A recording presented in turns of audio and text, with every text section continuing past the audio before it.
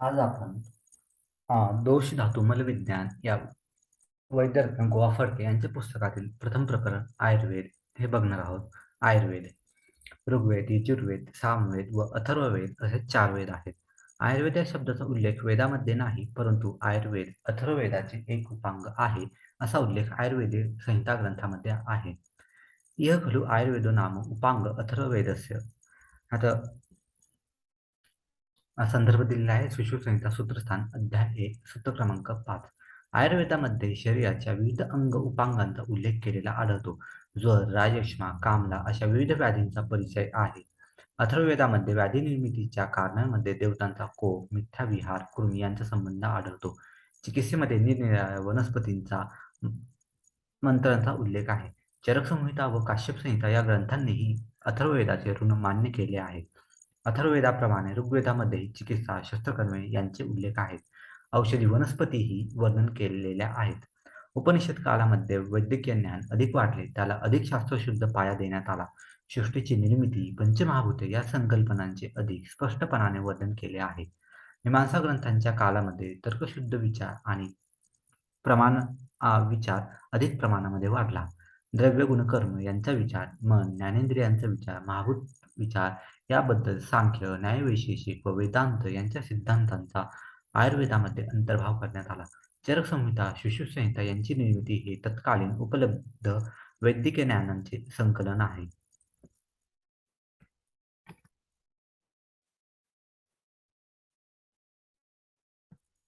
चीन, ग्रीस या देशातील व मध्य आशियातील वैद्यकीय व्यावसायिकांचे परस्परांशी संपर्क असावेत, त्यांच्या विचारांचे आदानप्रदानही होत असले पाहिजे. त्याच्या आधाराने आयुर्वेद संहितामध्येही क्रमाक्रमाने बदल होत गेले आहेत. आयुर्वेदाचा मूळ चिंतनकर्ता ब्रह्मदेव हा आहे. वैद्य म्हणून ब्रह्मदेवाचा उल्लेख अथर्ववेदामध्ये आहे. वेद हे अपौरुषेय आहेत, तसेच आयुर्वेदही नित्य आहे. म्हणून ब्रह्मदेवाच्या चिंतनातून आयुर्वेद तयार झाला असा उल्लेख आहे. ब्रह्मासून तो आयुष्य वेदम हे अष्टांगहृदय सूत्रस्थान पहिल्या अध्यायामधलं तिसरं सूत्र आहे. ब्रह्माकडून प्रजापती दक्षाने आयुर्वेद ग्रहण केला. त्याच्याकडून अश्विनी कुमार यांनी व त्यांच्याकडून इंद्राने आयुर्वेदाचे ज्ञान घेतले. इंद्राकडे जाऊन भारद्वाज ऋषींनी आयुर्वेदाचे ग्रहण केले. भरद्वाजांकडून पुनर्वसु आत्रे यांनी ज्ञान घेतले. पुनर्वसु आत्र्यांचे 6 शिष्य होते. अग्निवेश, भेल, जितुकर्ण, पाराशर, हारित आणि क्षीरपाणी यांनी आयुर्वेद अध्ययन करून स्वतंत्र ग्रंथ परंपरा निर्माण केल्या. अशा रीतीने स्ववैशिष्ट्याने युक्त अशा शिष्य परंपरेचा व ग्रंथ परंपरेचा प्रसार भारतभर झाला. शल्यचिकित्सा हे सुश्रुतांच्या तंत्राचे वैशिष्ट्य, तर जनकाच्या तंत्राचे शालाक्य, काश्यपांचे बालरोग व तर अग्निवेशांचे काय चिकित्सा तंत्र हे वैशिष्ट्यच आहे. प्राचीन परंपरेतील सर्व तंत्रे आज दुर्दैवाने उपलब्ध नाहीत. जी आहेत ती सुद्धा संपूर्ण व सामान्य स्वरूपात नाही. आयुर्वेद या सामासिक शब्दामध्ये आयु व वेद असे 2 शब्द आहेत. प्रथमतः आयु याचा विचार करू. आयु आयु म्हणजे आयुष्य. प्राणी जन्माला आणल्यापासून तो मृत होईपर्यंतचा जो काळ त्याला आयु असे म्हणतात. आयु इति जीवित कालः, एति इति आयुः, संततम याति इति अर्थः. ही अरुंधत्त यांची टीका आहे. चरकाचार्यांची आयुष्याची व्याख्या पुढीलप्रमाणे केली आहे. शरीर इंद्रिय सत्व आत्म संयोगधारे जीवितम नित्यगश्च अनुबंधश्च पर्याय आयुर उच्यते. ते या दोष धातू विज्ञानी या पुस्तकामध्ये लेखकांनी ज्या ठिकाणी श्लोक सांगितले त्या खाली त्याचे मराठीमध्ये भाषांतर आणि हे भाषांतर एक अत्यंत उत्कृष्ट भाषांतर असं आहे. तर पुढे जाऊया. शरीरेंद्रिय सत्वात्मा संयोगधातु जीवितम नित्यगच्छानुबंधश्च पर्याय आयु उच्यते. याचा संदर्भ चरक सूत्रस्थान अध्याय 1 हा आहे. शरीर, इंद्रिय, मन व आत्मा यांचा जो संयोग त्याला आयुष्य असे म्हटले जाते. यामध्ये आत्मा हा सचेतन घटक आहे. तो व्यक्तिविशिष्ट आहे, म्हणून त्याला जीवात्मा असंही म्हटले जाते. या जीवात्म्याला सुख, दुःख अशा भावना उपभोगण्यासाठी आधाराची आवश्यकता असते. तो आधार म्हणजे शरीर, इंद्रिय, मन हा संयोग दृश्य आहे. विविध भावभावना व्यक्त करताना शरीर, इंद्रिय व मन यांचा उपयोग जीवात्म्याकडून केला जातो. बाह्यसृष्टीचा जीवात्म्याशी परिचय याच अचेतन त्रयीकडून करून दिला जातो. ही अचेतन त्रयी क्रमाक्रमाने विकसित जाऊन सृष्टीतील विविध प्राणी समूह निर्माण झाले. विकास प्रक्रियेतील प्रगत असणाऱ्या मनुष्य प्राण्याचा माणसाचा आयुष्यकाळ 100 वर्षे आहे. याचाच अर्थ हा जड व चैतन्य व जड, सचेतन व अचेतन संयोग 100 वर्षे टिकून राहावा अशी यंत्रणा यामध्ये आहे. सचेतन जीवात्म्याच्या संपर्कामध्ये अचेतन त्रयी असल्यामुळे ती सजीव असल्याचे भासमान होते. या संयोगाचा एकत्रितपणे अभ्यास करणे हे आयुर्वेदाचे वैशिष्ट्य आहे. आयु याला धारी, जीवितम, नित्य, अनुबंध असे पर्यायी शब्द आहेत. यांच्या निरुक्तीवरून आयुष्य संकल्पना अधिक स्पष्ट होते. धारी धारयती शरीरं पूर्तीनां गंतु न ददाति इति. म्हणजेच शरीरामध्ये दैनंदिन प्रक्रियात शरीर घटक सतत शीर्ण होण्याची प्रक्रिया चाललेली असते. परंतु हे जीर्ण झालेले घटक लगेच शरीराबाहेर काढून टाकून त्यांची जागा नवीन निर्माण झालेल्या घटकांनी घेणे ही प्रक्रिया ही बरोबरीने चालू असते. यामुळे शरीर धारण होते. संपूर्ण शरीर जीर्ण होऊन नष्ट होत नाही. अशा तऱ्हेची क्रिया जिवंत असेपर्यंत चालते. मृत झाल्यावर नवीन घटकांची निर्मिती थांबून शरीर नष्ट होऊ लागते. जीवितम जीवयती प्राणान धारयती इति. म्हणजे शरीर म्हणजे पंचमहाभूते, इंद्रिय, मन व आत्मा हे जे शारीर प्राण आहेत त्यांचे रक्षण या संयोगामध्ये होत असल्यामुळे याला जीवित असे म्हणतात. शरीराअंतर्गत प्राणांचा संयोग टिकून राहण्यास हवा, पाणी, अन्न अशा तऱ्हेच्या प्राणद्रव्यांची आवश्यकता असते. ती मिळाल्यास हा संयोग टिकून राहतो. नित्यम नित्यम शरीरस्य क्षणिकत्वेन गच्छति इति. दर क्षणाक्षणाने ते पुढे मृत्यूकडे चालले आहे म्हणजे कमी कमी होत आहे म्हणून त्याला नित्य असे म्हणतात. नदीचे पाणी जसे पुढे पुढे सागराकडे धावत असते तसे आयुष्य हे पुढे पुढे धावत असते. शरीरातील असंख्य परमाणू सतत बदलत असतात. प्रत्येक परमाणूची उत्पत्ती होत असते. लगेच काही क्षणच त्याला स्थिती अशी अवस्था असते व पुढील क्षणाला त्याचा नाश होत असतो.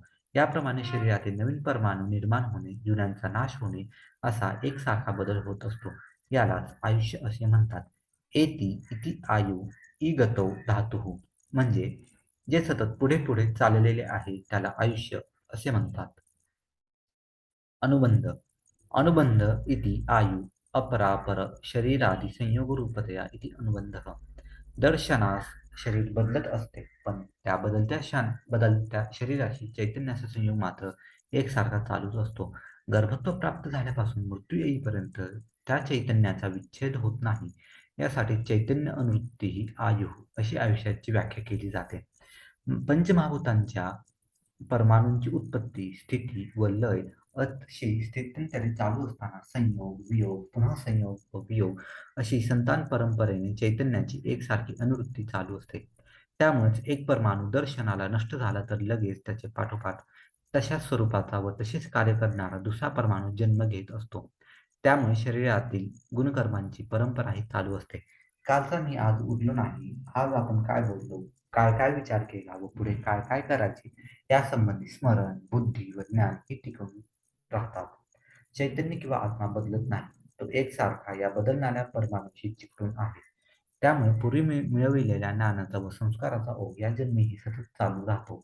गेल्या दिवशी, गेल्या वर्षी, गेल्या जन्मी त्यावर झालेले संस्कार किंवा बरोबर आणलेले संचित यांच्या अनुषंगाने या जन्मरूपाने प्रारब्ध चालू असते. अशा रीतीने जन्माजन्मांचा दुवा साधला जातो. म्हणून आयुष्याला अनुबंध असे म्हणतात. आयु या संकल्पनेमध्ये आयुष्याची किंवा जीविताची केवळ पुनरावृत्ती अभिप्रेत नाही. सजीव सृष्टीच्या विकासाचा इतिहास असा दर्शवितो की मागे लक्षावधी वर्षांच्या कालामध्ये सजीवांच्या लक्षावधी प्रकारच्या वनस्पती व प्राण्यांचा नाश झाला. नवीन स्वरूपाचे सजीव निर्माण झाले. या नवनिर्मितीमध्ये बदल झाले, प्रगती झाली. भोवतालच्या सृष्टीशी जुळवून घेण्याचा प्रयत्न आहे. याचाच अर्थ बुद्धीचा विकासही आहे. आयुष्य संतान व बुद्धिसंतान परंपरा अव्याहतपणे सृष्टीच्या प्रारंभापासून चालत आल्या आहेत. या चरकाचार्यांच्या विधानाचा अर्थ समजण्यासारखा आहे. आयुर्वेद अशा आयु संबंधी माहिती देणाऱ्या या वेदामध्ये आहे म्हणून याला आयुर्वेद असे म्हणतात. आयुर्वेद शब्दाची निरुक्ती पुढील प्रमाणे केली जाते. आयुर् विद्यते अनेन वा आयुर्विंदती इति आयुर्वेदः. हा संदर्भ चरक शुश्रूषस्थान अध्याय पहिला यामध्ये आहे. चरकांची आयुर्वेद शब्दाची निरुक्ती आयुर्वेद येती इति आयुर्वेद याप्रमाणे आहे. याशिवाय चरकाचार्यांनी प्रथम अध्यायामध्ये हिताहितम सुखम दुःखम आयुर्तस्य हिताहितम मानंत तच्चेतुर्कम आयुर्वेद स उच्यते अशी आयुर्वेदाची व्याख्या सांगितलेली आहे.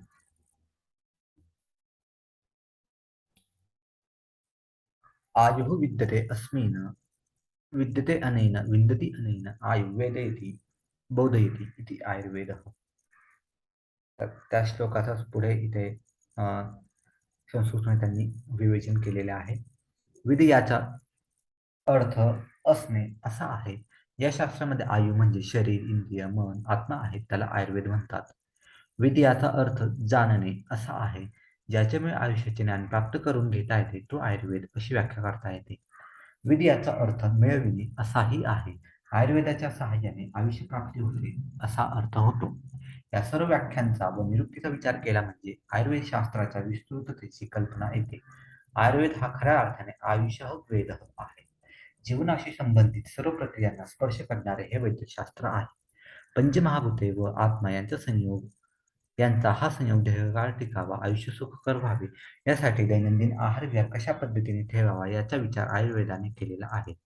शरीरातील स्वाभाविक प्रक्रिया कशा चालतात त्यांचा अभ्यास करून त्यांच्यात विकृती का व कशी येते याचा परिणाम म्हणून विविध दुःखे किंवा व्याधी कसे निर्माण होतात याचा विचार आयुर्वेद करतो.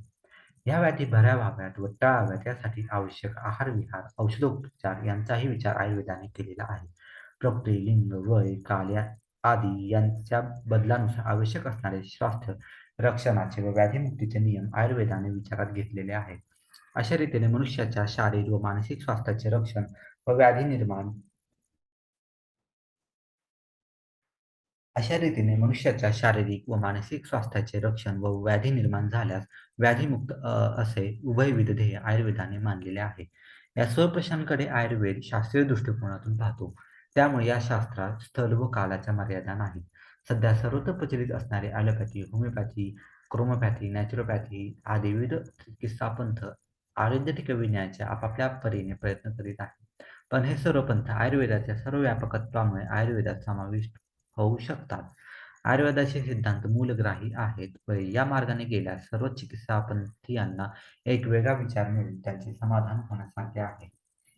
त्यानंतर पुढे आता आयुर्वेद सिद्धांतांचे वर्णन केलेले आहे. तर ते आपण बघूया.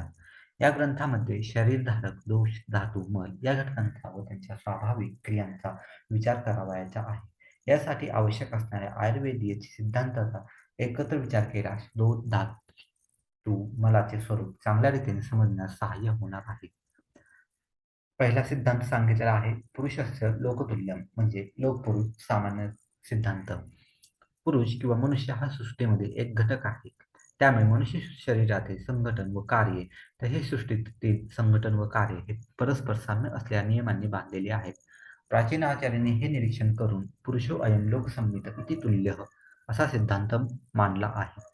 सूर्य, चंद्र, ग्रह आदिकांचे विशिष्ट पद्धतीने होणारे गमन, निरनिराळ्या कालखंडानुसार ऋतूंची निर्मिती, वेगवेगळ्या खनिज धातूंची निर्मिती, बीजांडामधून अंकुरजनन इत्यादी सृष्टीत घडणाऱ्या प्रक्रिया मनुष्य शरीरात त्याच प्रकारच्या मूलभूत नियमांना अनुसरून घडतात.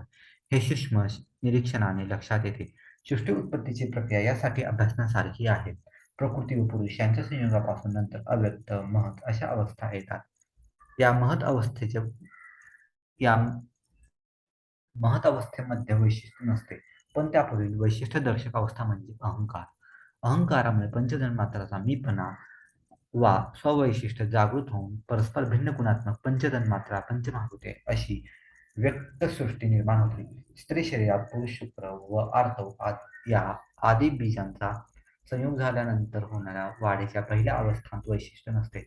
त्यांच्यात अहंकाराने प्रवेश केल्यानंतर त्या परमाणूत स्ववैशिष्ट्य निर्माण होऊन रसरक्त मांसादी परस्परांहून भिन्न धर्मीय घटकांची निर्मिती होऊन सूक्ष्मापासून स्थूलाकडे प्रवास सुरू होतो.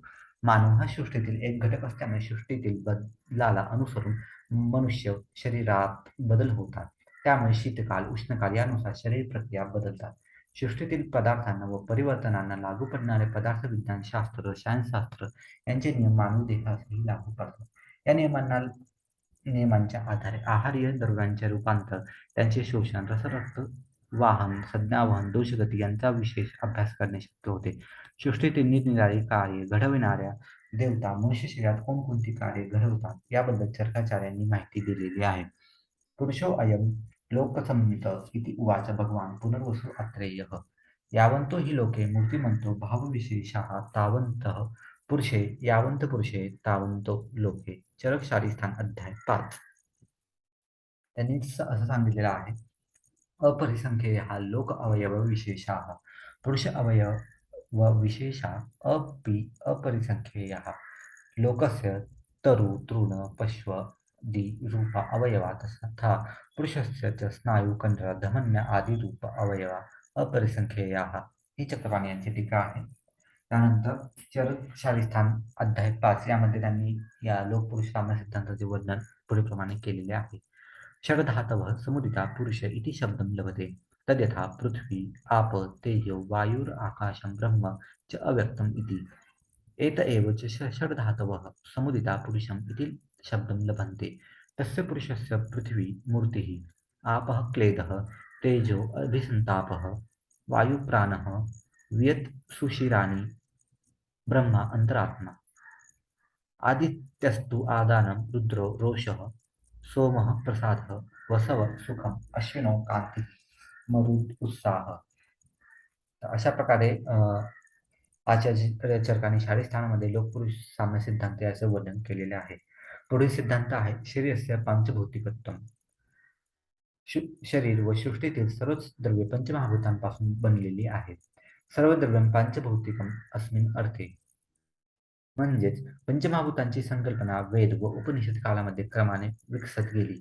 वेदांमध्ये भू भुवः स्वः असे उल्लेख आहे. सृष्टी उत्पत्तीच्या वेळी आत्मा व मूळ प्रकृती फक्त होती, अन्य काहीच नव्हते.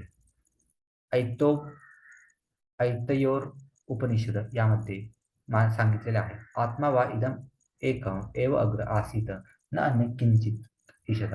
म्हणजेच सर्वप्रथम अचल प्रशांत व सर्व गतींनी विरहित असे आकाश तत्व निर्माण झाले.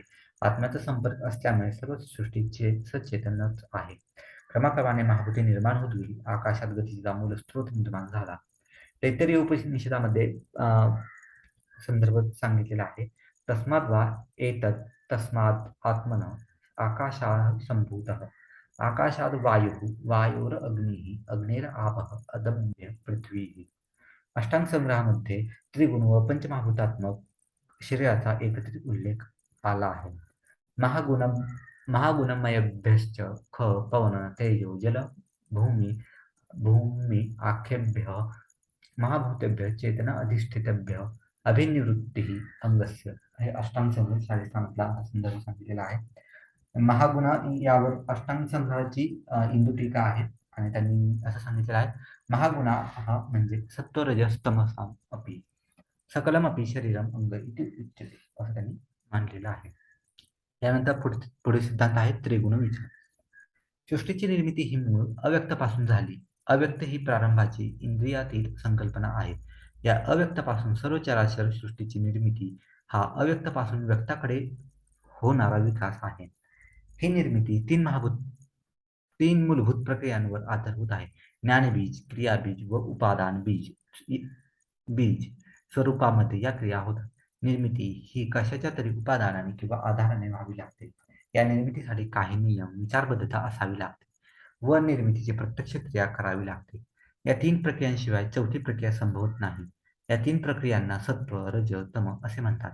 सत्व म्हणजे ज्ञान, रज म्हणजे क्रिया, तम म्हणजे उपादान. त्रिगुण असा शब्दप्रयोग जरी यांच्यासाठी केला जात असला तरी हे व्यावहारिक अर्थाने गुण नव्हेत किंवा द्रव्यही नव्हेत. कार्यसृष्टीतील त्रिविध द्रव्ये व गुण निर्माण होण्यापूर्वीच्या या मूलभूत अवस्था आहेत. या त्रिविध भावांपासून सृष्टीतील सर्व द्रव्ये निर्माण होतात, सर्व गुण निर्माण होतात. यांचा उल्लेख अष्टांग संग्रहामध्ये महागुण असा केला आहे. त्याचा संदर्भ पुढे दिलेला आहे. अष्टांग संग्रह सूत्रस्थान अध्याय 1 सत्वरजस्तमश्चेती त्रयो प्रोक्ता महागुणाः. या त्रिगुणांपासून चराचर सृष्टी निर्माण होते. तसेच सृष्टीमध्ये घटक असलेल्या मानवी शरीरामध्ये त्रिविध प्रक्रिया घडविणारे भाव निर्माण होतात. वायू पित्त कफ या तीन दोषांचा अनुक्रमे रज सत्व व तम अशा त्रिगुणांची संबंध आहे. पुढे सूत्रस्थान अध्याय 24 यामधला संदर्भ सांगितलेला आहे. यथा हि कृष्णं विकारजातं विश्वरूपेण अवस्थितं सत्वरजस्तमांसि न व्यतिरिच्यन्ते एवं एव कृष्णं विकारजातं विश्वरूपेण अवस्थितं अव्यतिरिच्य वातपित्तशश्मानो वर्तन्ते. सोबतच शारंगधर पूर्वखंड अध्याय 5 येथील महागुणांविषयीचा संदर्भ सांगितलेला आहे. पवनः रजोगुणमयः, पित्तं सत्त्वगुणोत्तरं, कफः तमोगुणाधिकः. त्रिगुण हे तीन भिन्न प्रकारची कामे करीत असले तरी ते पूर्णपणे भिन्न नाहीत. ते परस्पर अनुप्रवेशित आहेत. इतर दोन बीज गुण एकामध्ये इतर दोन गुण बीजरूपाने असतातच. त्रिगुणांचा व महाभूतांचा संबंध सुश्रुतांनी पुढील प्रमाणे सांगितलेला आहे. याचे वर्णन त्याने सुश्रुत सारिस्थान अध्याय 1 यामध्ये केलेला आहे.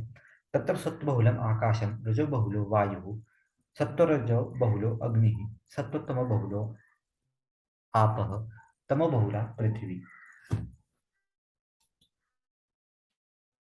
त्यानंतर चरक शारीस्थान अध्याय 6 येथील एक संदर्भ दिलेला आहे. तत्र शरीरम नाम चेतना अधिष्ठानभूतम पंचमहाभूत विकार समुदायात्मकम समयोगवाही. म्हणजेच पंचमहाभूत व आत्मा यांच्या अदृष्ट संयोगाला शरीर असे म्हणतात. त्यापैकी देहाचा जो स्थूल भाग आहे सूक्ष्म आत्माविरहित तो पांचभौतिक आहे. पृथ्वी, आप, तेज, वायू व आकाश या पाचांना पंचमहाभूती किंवा पंचतत्वे असे म्हणतात. ही तत्वे जड किंवा स्थूल स्थितीमध्ये आपल्या मूळ स्थितीत होती. आपल्या मूळ शुद्ध किंवा नैसर्गिक स्वरूपात असताना त्यांना तन्मात्रा असे नाव असते. त्यांना जड अवस्था खालील पद्धतीने येते. तन्मात्रा त्यांच्या मूल अवस्थेत प्रत्येकी एक एक याप्रमाणे स्वतंत्र असतात. त्यांना आकाश तन्मात्रा, वायू तन्मात्रा, तेज तन्मात्रा, जल तन्मात्रा, पृथ्वी तन्मात्रा असे म्हणतात. या प्रत्येक तन्मात्रेचे दोन समान भाग होतात. या दोन भागापैकी एक भाग तसाच राहतो व दुसऱ्या अर्ध्या भागाचे चार भाग पडतात. हा प्रत्येक भाग मूळ तन्मात्रेचा एक अष्टमांश असतो. यानंतर एका तन्मात्रेचा अर्धा भाग व अन्य तन्मात्राचा प्रत्येकी एक अष्टमांश भाग अशा यांच्या व अन्य तन्मात्रांचा एक अष्टमांश भाग यांच्या एकत्रीकरणाने महाभूत तयार होते. उदाहरणार्थ पृथ्वी. पृथ्वी म्हणजे पृथ्वी तन्मात्रेचा अर्धा भाग व इतर तन्मात्रांचा प्रत्येकी एक अष्टमांश भाग यांचे मिश्रण. म्हणजे पृथ्वीत आकाश, वायू, तेज व जल एकत्रित मिसळलेले असतात. या महाभूतांचे संयोगास पंचीकरण असे म्हणतात. पंचमहाभूतांचे पुन्हा पुन्हा संयोग होऊन आपण स्थूल देह जन्मास येतो. आपला स्थूल देह जन्मास येतो. यामुळे आपले शरीर पंचभौतिक आहे असे म्हटले जाते. भूत हा शब्द भू म्हणजे अस्तित्व असणे या क्रियापदापासून बनला आहे. यानंतर चरकसूत्रस्थान अध्याय 1 श्लोक क्रमांक 48 येथे संदर्भ दिलेला आहे. ख आदिनी आत्मा मन काल विशेष द्रव्य संग्रह. या ठिकाणी ख आदिनी असं आहे. ख आदी म्हणजे आकाश. ख म्हणजे आकाश. आकाश आदी म्हणजे आकाश, वायू, जल. ख ख म्हणजे आकाश. आकाश म्हणजेच आकाश, वायू, सॉरी, ख म्हणजे आकाश. ख आदी म्हणजे आकाश आदी महाभूते, पंचमहाभूते. म्हणजेच आकाश, वायू, अग्नी, जल व पृथ्वी ही पंचमहाभूते. आत्मा, मन, काल व दिशा अशी 9 मूल स्वरूपाची कारणद्रव्ये आहेत. त्यात आत्मा प्रधान असला तरीही शरीर पंचभौतिक असल्यामुळे व त्यास व्याधी होत असल्याने वैद्यकशास्त्राच्या दृष्टीने त्यास महत्त्व आहे. पंचमहाभूतांच्या संयोगाने निर्माण होणारी सृष्टी दिसते, इंद्रियगम्य असते, पण पंचमहाभूते इंद्रियगम्य नाही. आपल्याला दिसणारे आकाश, स्पर्शाला लागणारा वारा, पाणी, जमीन ही मूल महाभूते नाहीत. ती सर्व संयोगजन्य कार्यद्रव्ये आहेत. पशु, पक्षी, वृक्ष अशी असंख्य द्रव्ये आपण पाहतो. ही सर्व पंचमहाभूत संयोगजन्य कार्यद्रव्ये आहेत. ज्याला आपण पार्थिव द्रव्य असे संबोधतो. त्यामध्ये पाचही महाभूते असतात व पृथ्वी महाभूताचे आधिक्य असते. याचप्रमाणे आप्य, तेजस, वायवीय, आकाशीय द्रव्य या संज्ञांचा अर्थ असतो. परस्पर संसर्गात, परस्पर अनुग्रहात, परस्पर अनुस्प्रवेशात सर्वेषु सर्वेषां सान्निध्यम अस्ति उपकर्षात अपकर्षात तु ग्रहणम. असं सूत्रस्थान अध्याय 42 यामध्ये त्यांनी संदर्भ दिलेला आहे. म्हणजे एका महाभूतामध्ये सपोज पृथ्वी महाभूत जरी म्हणजेच वर दिल्याप्रमाणे पृथ्वी महाभूत प्रधान द्रव्य असले तरी त्यामध्ये अर्धा भाग पृथ्वी महाभूताचा प्रत्येकी व एक अष्टमांश भाग इतर महाभूतांचा. त्यानंतर शुश्रूषास्थान अध्याय 1 इथे संदर्भ दिलेला आहे. अन्योन्य अनुप्रविष्टाने सर्वांनी एकाने निर्दिशेत. म्हणजेच यावर दलहन टीका आहे.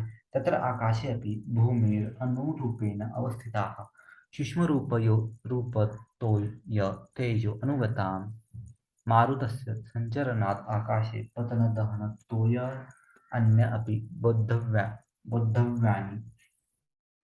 यानंतर वाग्भट्टांचा एक संदर्भ या ठिकाणी सांगितला आहे. पंचमहाभूतात्मकम तत्तु सूक्ष्मातिसूक्ष्म असणाऱ्या सूक्ष्मातिसूक्ष्म असणाऱ्या सजीव वा निर्जीव परमाणूंच्या निरीक्षणामध्ये खालील गोष्टी आढळतात.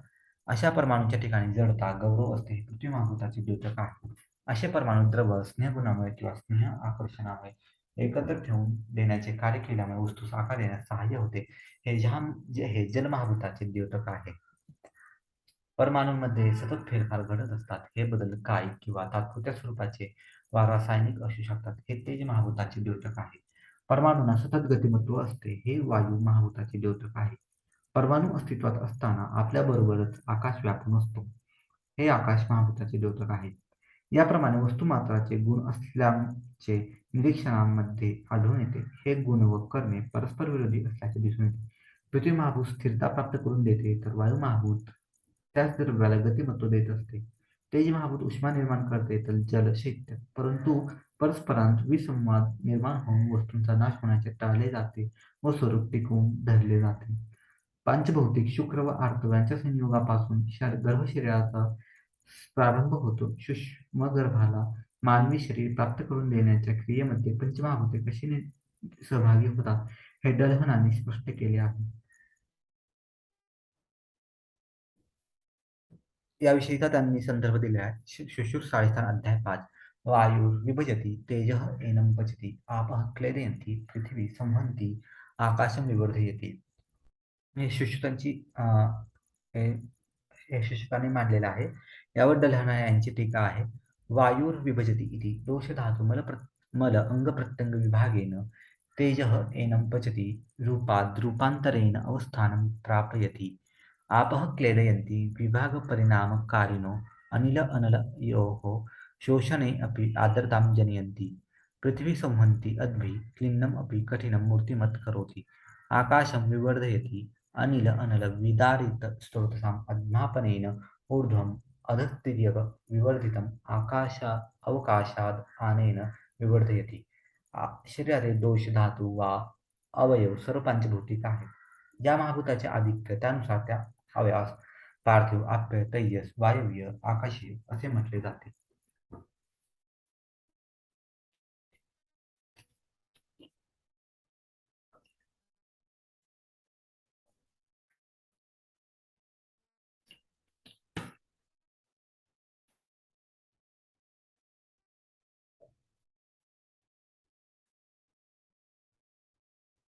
त्यानंतर डल्हन यांची शुद्धस्थान यावरची टीका सांगितली आहे. यद्यपि पंचमहाभूतानां वाच्य पाको द्विधा पुनः तथा अपि अपां प्रधानत्वाद् रसः सौम्यो अभिधीयते. अतिरिक्तगुणाः रक्ते वह्निर्मासे तु पार्थिवाः. मेदस्य अम्बु भुवोर् अस्थनि पृथ्वी अनिलतेजसां मज्जनि शुक्रे तु सोमस्य मूत्रे अम्बु शिखिर्नो गुणाः. भुवो विश्य आर्तवे तु अग्ने प्रस्वेदस्तनयोरपाम् इति धातु मलेषु उक्ता गुणाः प्राधान्यतः स्थिताः. प्रायणभो गुणा गर्भे स्तोक स्तोकान्यगुणा अपि. मनुष्य देह पांचभौतिक व या देहास लागणारा आहारही पांचभौतिक असतो. शरीर व्यापारात क्षीण झालेले परमाणू आहारातून भरून काढले जातात. पांचभौतिक आहार पचविण्यासाठी पांचभौतिक अग्नी लागतो. याप्रमाणे पंचमहाभूतांवर सर्व प्राकृतिक व्यवहार चालतो. व्याधीतही तेच केले जाते. ज्या महाभूताच्या प्रमाणात विकृती झाली असेल त्याची लक्षणे व कार्ये वाढलेली वा कमी झालेली किंवा वेगळी झालेली दिसून येतात. अशा वेळी जे महाभूत आधिक्याने असेल ते कमी होईल अशी व्यवस्था करण्यात येते व जे कमी असेल ते वाढविण्यात येते. शरीरामध्ये जल कमी झाल्याची लक्षणे दिसल्यास जलीय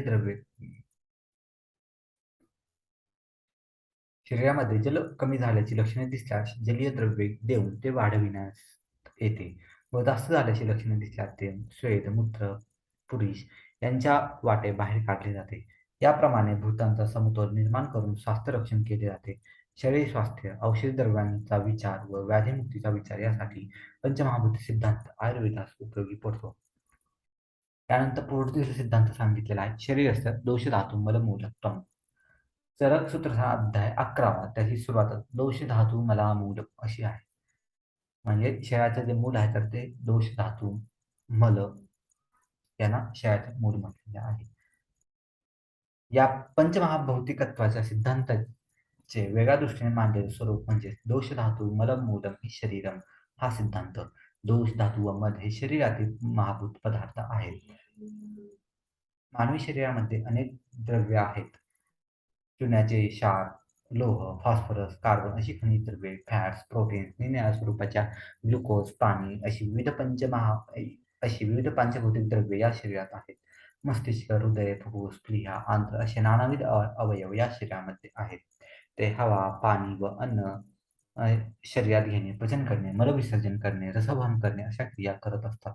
अशी जी शरीर अंतर्गत अनेक घटक, द्रव्ये, त्यांच्यापासून बनलेले अवयव व त्यांचे व्यापारात शरीरात दिसत असतात. त्या सर्वांचा समावेश लोह धातू व मल या तीन महाभूत पदार्थांमध्ये होत असतो. वायू, पित्त व कफ असे तीन दोष आहेत. याचा संदर्भ चरक वाघवर सूत्रस्थान अध्याय 1. वायू पित्तं कफश्चेती दोषा समास सर्वांना हे सूत्र पाठच असेल. त्यानंतर सप्तधातू रस, रक्त, मांस, मेद, अस्थि, मज्जा, शुक्र असे 7 धातू आहेत. त्याचा संदर्भ वाघवर सूत्रस्थान अध्याय 1 इथे लिहिलेला आहे. रसास, मांस, मेदोस्थी, मज्ज, शुक्र आणि धातवः. त्याचप्रमाणे मलाचा संदर्भ मला मूत्र शकूस्वेद आदयो अपीच वाघवर सूत्रस्थान अध्याय 1. दोष धातू व मल या तीन पदार्थांपैकी शरीराच्या उत्पत्तीला, स्थितीला व विनाशाला दोष हेच मुख्यतः कारणीभूत असतात. वातपित्तशश्मानः एव देहसंभवः हेतवः तैरेव शरीरमिदं देहारीयते त एव च व्यापन्नः प्रलय हेतवः विकृता अविकृता देहं ग्रंथी ते वर्तयन्ति च.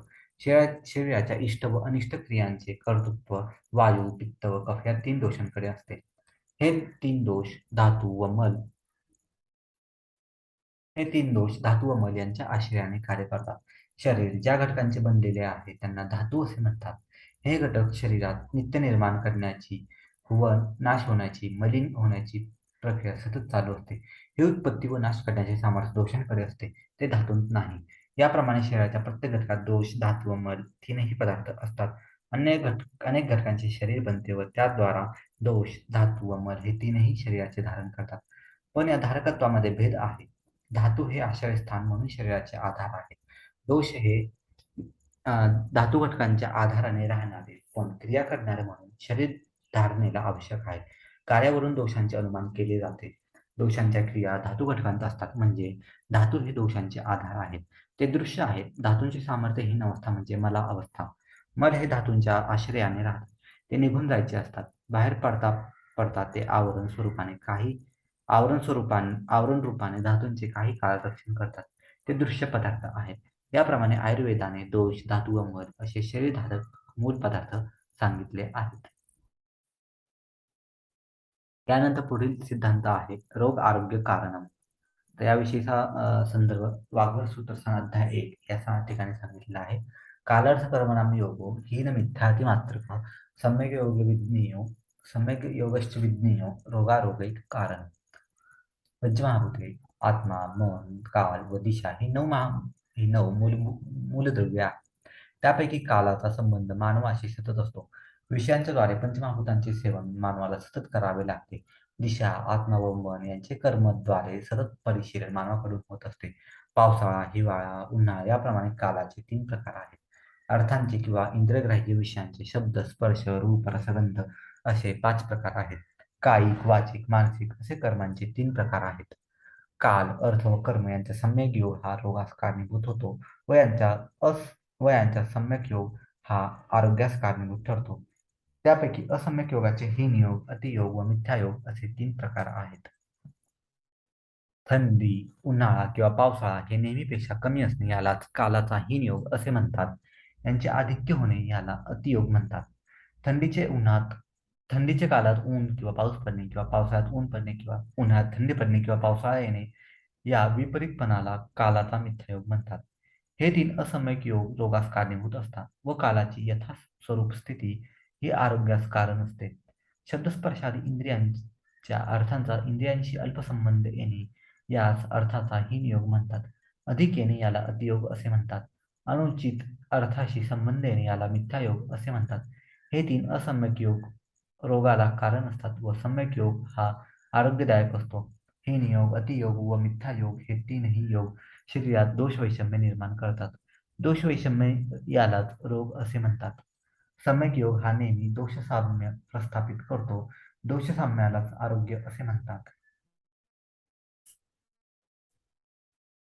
पुढील सिद्धांत आहे रोगस्य आरोग्यस्य लक्षण म्हणजे रोग व आरोग्याचे लक्षण. याचा संदर्भ वाघवड सूत्रस्थान अध्याय 1 या ठिकाणचा दिलेला आहे. रोगस्तु दोष वैषम्यम दोष साम्यम अरोगता. याचप्रमाणे चरकाचार्यांनी सूत्रस्थान अध्याय 9 या ठिकाणी वर्णन केलेले आहे. विकारो धातु वैषम्यम साम्यम प्रकृतीत उच्यते सुखसज्ञकम आरोग्य विकारो दुःखमेव च. दोष, धातू व मल यांच्यात वैषम्य किंवा वेगळेपणा निर्माण होणे यालाच विकार किंवा रोग असे म्हणतात. दोष, धातू व मल यांच्या साम्यावस्थेला प्रकृती किंवा आरोग्य असे म्हणतात. धातूंच्या साम्यावस्थेत बाह्य कोणत्याही कारणाने बदल किंवा भंग झाला की विकृतीला प्रारंभ होतो. प्राकृत अवस्थेत वात, पित्त, कफ यांचे संयोग, वियोग व पचन हे त्रिविध स्वरूपाचे व्यापार यथायोग्य स्वरूपात चालतात. हे जोपर्यंत चालू असतात तोपर्यंत त्याला प्रकृती, स्वास्थ्य किंवा आरोग्य असे म्हणतात. ही अत्यंत सुखाची अवस्था असते. पण त्रिदोषांच्या साम्यावस्थेत भंग झाला म्हणजे त्यांचे पचन, उत्सर्जन किंवा संयोग हे व्यापार बिघडले. त्यांच्यात अधिकपणा, कमीपणा किंवा वेगळेपणा निर्माण झाला की त्याला विकार असे म्हणतात. संयोग किंवा परमाणूंची वृद्धी करणे हे कफाचे कार्य आहे. पण हे कार्य अधिक प्रमाणात होऊ लागले की लगेच अग्निमांद्य जाडी येऊ लागते व मानवाचे आरोग्य बिघडते. किंवा संयोग हे कार्य कमी होऊ लागले की दौर्बल्य, भ्रम, रुद्रव निर्माण होतो. ही अवस्था विकृतीचीच आहे किंवा विजातीय अथवा वेगळ्या परमाणूचा संयोग होऊ लागला तर ते शरीर व्यापार करू शकत नाही. त्यालाही रोग असेच म्हणतात. यकृत या अवयवातील मांसपरमाणू कमी होणे किंवा अधिक होणे ही विकृती समजली जाते. त्याचप्रमाणे त्यांच्यातील परमाणू वेगळ्या अस्वाभाविक जातीचे संचित होणे या वेगळेपणाला वैषम्याला रोग म्हणतात. हीनयोग, अतियोग व मिथ्यायोग असे धातुवैषम्याचे 3 प्रकार पडतात. मूत्रपिंडावाते मूत्र स्वरूपाने क्षार, पाणी हे पदार्थ कमी प्रमाणात किंवा अधिक प्रमाणात शरीराबाहेर जाणे किंवा जे पदार्थ बाहेर जाणे इष्ट नाही तेही जाणे या तीनही प्रकारांना रोग असे म्हणतात. याप्रमाणे शरीर व्यापारात वैषम्य निर्माण होणे किंवा शरीर धातू घटकात वैषम्य निर्माण होणे याला रोग किंवा विकार असे म्हणतात. व याच्या उलट शरीराचे व्यापार व्यवस्थित चालणे व शरीर धातू स्वाभाविक प्रमाणात व गुणात असणे याला आरोग्य असे म्हणतात. सुश्रुताने स्वास्थ्याची व्याख्या पुढीलप्रमाणे केली आहे. याचा संदर्भ आहे सुश्रुत सूत्रसार अध्याय 15. समदोष समाग्निश्च समधातू मलक्रियः प्रसन्न आत्म इंद्रियम मनः स्वस्थ इति अभिधीयते. स्वस्थ टिकविण्यासाठी दोषांचे व धातूंचे रक्षण केले पाहिजे. कदाचित रोग झाला तर दोषसाम्य व धातुसाम्य प्रस्थापित करण्याचा उद्योग केला पाहिजे. धातुसाम्य प्रस्थापित करण्याच्या क्रियेला चिकित्सा असे म्हणतात व धातुसाम्य प्रस्थापित करणे हेच वैद्यकशास्त्राचे ध्येय आहे. पुढील महत्वाचा सिद्धांत आहे सामान्य विशेष सिद्धांत. याचा संदर्भ चरकसूत्रसार अध्याय 1 यामध्ये सांगितलेला आहे. तो पुढील प्रमाणे सर्वदा सर्वभावानं सामान्यं वृत्तिकारणं रहस्यहेतु विशेषस्य प्रवृत्तिरुभयस्य तु सामान्यम् एकत्वकरं विशेषस्तु पृथकत्वकुत् तुल्यार्थता हि सामान्यं विशेषस्तु विपर्ययः. अशा अजून एक आहे वृद्धिसमाने सर्वेषां विपरीत विपर्ययः. म्हणजेच जे एकत्व बुद्धी निर्माण करते त्याला सामान्य असे म्हणतात व जे वेगळेपणा दाखविते त्याला विशेष असे म्हणतात. 5 विद्यार्थी आहेत त्यात एक विद्यार्थी आला म्हणजे विद्यार्थीपणाच्या सामान्यामुळे म्हणजे सारखेपणामुळे ते 6 विद्यार्थी झाले. 5ची 6 संख्या होण्यास म्हणजे वाढ होण्यास विद्यार्थीपणा हे सामान्य कारण घडले. 5 विद्यार्थी आहेत आणि 6वा अध्यापक आला म्हणजे अध्यापकत्व विशेषामुळे म्हणजे वेगळेपणामुळे ते विद्यार्थ्यांच्या संख्येची वृद्धी करण्यास कारण होऊ शकत नाही. या सामान्य व विशेषाचा उपयोग वैद्यकीय व्यवहारात फार होतो. शरीराला आधारभूत असलेल्या दोषधातुमलांची समान म्हणजे तुल्य गुणांनी वृद्धी म्हणजे वाढ होत असते व विपरीत म्हणजे असमान गुणांनी विपर्यय म्हणजे क्षय होत असतो. वृक्ष, लघु, शीतगुणी वायूची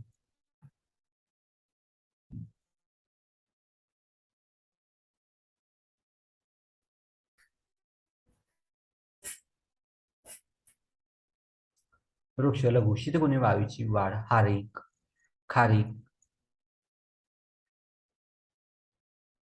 वृक्ष, लघु, शीतगुणी वायूची वाढ, हरिक, सावे, वाटाणे वा तशाच गुणांच्या द्रव्यांच्या सेवनाने होते. स्निग्ध, तीक्ष्ण, उष्ण गुणी पित्ताची वाढ, समान गुणी तिलतैलाने होते.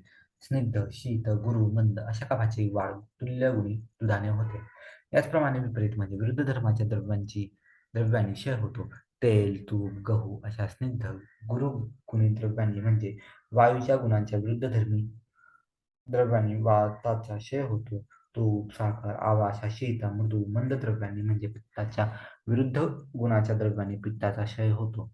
वृक्ष, लघु, उष्ण अशा कुलत्था द्रव्याच्या सेवनाने म्हणजे कफाच्या विरुद्ध गुणांनी कफाचा क्षय होतो.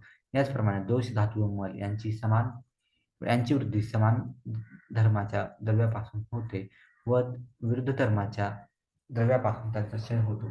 सामान्य विशेष यांचे द्रव्य, गुण व कर्म या त्रिविध भेदांमध्ये तीन प्रकार पडतात.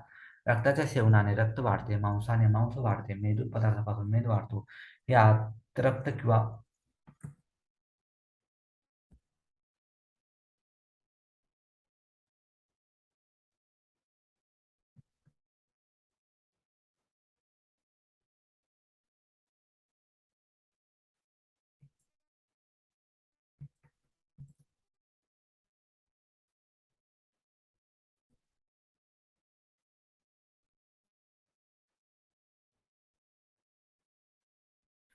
वृक्ष, लघु, उष्ण अशा कुलित द्रव्यांनी सेवनाने म्हणजे कफाच्या विरुद्ध गुणाने कफाचा क्षय होतो.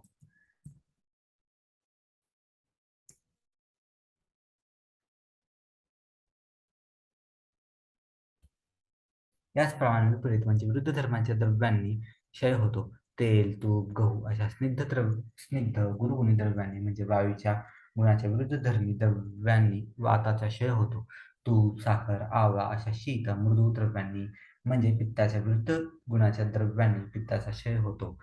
वृक्ष, लघु, उष्ण अशा द्रव्याच्या सेवनाने म्हणजे कफाच्या विरुद्ध गुणांनी कफाचा क्षय होतो. याचप्रमाणे धातू व मल यांची वृद्धी समान धर्माच्या द्रव्यापासून होते व विरुद्ध धर्माच्या द्रव्यापासून त्यांचा क्षय होतो. सामान्य विशेष यांचे द्रव्य, गुण व कर्म या त्रिविध भेदांमध्ये तीन प्रकार पडतात. रक्ताच्या सेवनाने रक्त वाढते, मांसाने मांस वाढते, मेदूर पदार्थापासून मेद वाढतो. यात रक्त किंवा मांस ही मानवी रक्त किंवा मांसाशी संबंधित आहे, म्हणून त्यांना द्रव्य सामान्य असे म्हणतात. बिब्बा, लसूण, मोहरी ही द्रव्ये तीक्ष्ण उष्ण गुणाची आहेत, म्हणून पित्त वाढवतात. सामान्य गुणांनी ही वाढ होत असल्याने त्याला गुणसामान्य असे म्हणतात. धावणे, पोहणे ही कर्मे केल्याने वाताची वृद्धी होते. ही वृद्धी क्रियेमुळे होत असल्याने याला कर्मसामान्य असे म्हणतात. सामान्य व विशेष हा सिद्धांत चिकित्सा दृष्टीने फार महत्वाचा आहे. दोषवृद्धी वा क्षय निर्माण झाले असता दोषांना प्रस्थापित करण्यास हाच सिद्धांत उपयोगी पडतो. तसेच या देहाचे आरोग्य राखावयाचे असेल तर दोष, धातू व मल यांची वाढ होऊन उपयोगी नाही किंवा त्यांचा क्षयही होऊन चालणार नाही. ते नेहमी म्हणजे स्वाभाविक स्थितीत असले पाहिजेत. म्हणून म्हणजे मनुष्य निरोगी अथवा स्वस्थ अशा स्थितीत राहू शकतो. हे स्वास्थ्य परिपालन करण्यास सामान्य व विशेष या सिद्धांताचा उपयोग होतो. दोष, धातू व मल यांची वाढ झाली असता ती कमी करावयाची असते व ती त्याच्या विपरीत धर्मी द्रव्यांच्या सेवनाने कमी होते. दोष, धातू व मल यांचा क्षय झाला असेल तर त्यांची वृद्धी करावी लागते व ही वृद्धी समान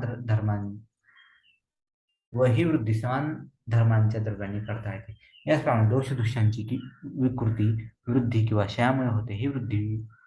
विकृत ही विकृती विरुद्ध गुणांच्या द्रव्यांनी कमी करता येते.